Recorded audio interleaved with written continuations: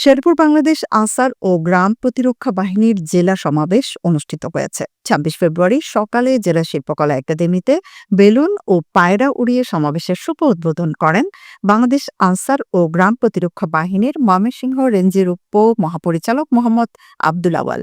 এ সময় জেলা প্রশাসক তরফদার মাহমুদুর রহমানের সভাপতিত্বে ও জেলা কমান্ড্যান্ট মোহাম্মদ রাকিবুল ইসলামের সার্বিক তত্ত্বাবধানে অনুষ্ঠানে বক্তব্য রাখেন শেরপুর আনসার ব্যাটালিয়ন পরিচালক সরোয়ার জাহান চৌধুরী, অতিরিক্ত পুলিশ সুপার মিজানুর রহমান, নেত্রকোনা আনসার ব্যাটালিয়নের পরিচালক মোহাম্মদ আসলাম শিকদার, উপজেলা স্বাস্থ্য ও পরিবার পরিকল্পনা কর্মকর্তা ডাক্তার মোবারক হোসেন, বাংলাদেশ আনসার ও গ্রাম প্রতিরক্ষা বাহিনী ময়মনসিংহ রেঞ্জের পরিচালক হাফিজ আল মোয়াম্মার গাদ্দাফি, জেলা নির্বাচন কর্মকর্তা মোহাম্মদ আনোয়ারুল হক সহ আরও অনেকে। উদ্বোধন শেষে আনসার ও গ্রাম প্রতিরক্ষা বাহিনীর আয়োজনে সমাবেশে ভালো কাজের স্বীকৃতিস্বরূপ ৯০ জন সদস্যকে পুরস্কার প্রদান করা হয়। সমাবেশে আনসার ও গ্রাম প্রতিরক্ষা বাহিনীর বিভিন্ন আর্থসামাজিক উন্নয়ন, আইনশৃঙ্খলা রক্ষা ও সরকারি বিভিন্ন পদক্ষেপ তুলে ধরা হয়।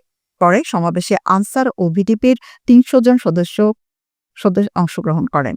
পরে সমাবেশে আনসার ও ভিডিপির ৩০০ জন সদস্যা অংশগ্রহণ করেন।